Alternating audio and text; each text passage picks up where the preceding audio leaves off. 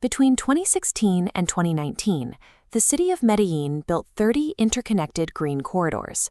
It is widely considered one of the most successful urban nature interventions of the past decade.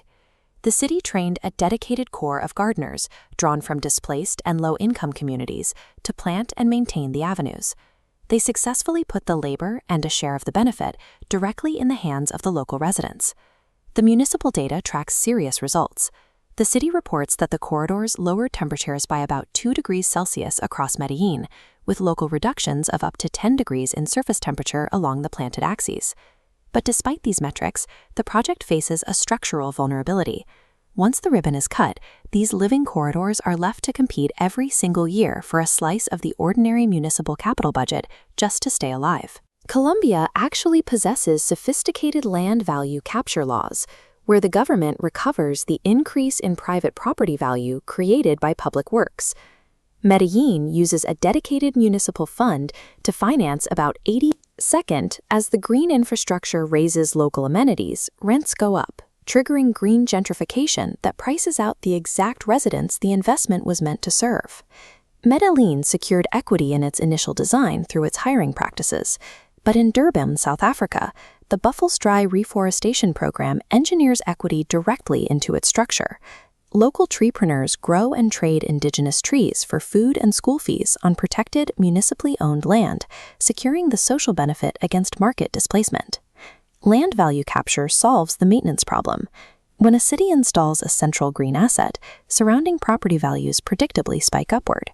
By charging a levy on that specific uplift, the city creates a dedicated revenue stream that loops continuously back into the project.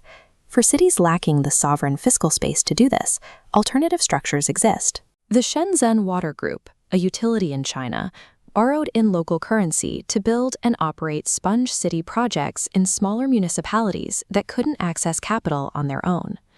Equity is securely anchored only when the financial value a green asset creates is captured and recycled back into the community to guarantee its survival.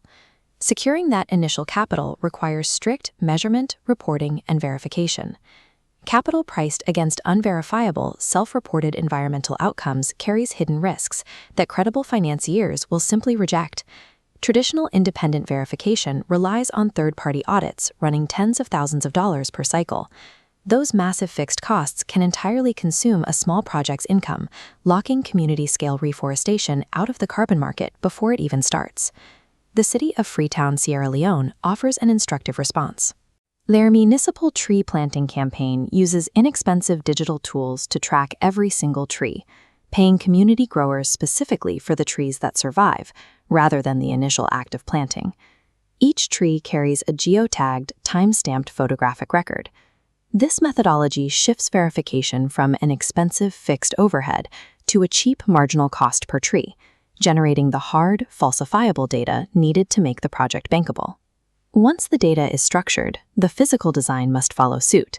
An integrated natural asset must be engineered to perform multiple functions at once. A park that only cools the air, or a drain that only moves water, waste the premise of the entire system. Bangkok's Chulalongkorn Centenary Park is engineered for this multifunctional reality. It cools the air, provides public habitat, and stores thousands of cubic meters of stormwater.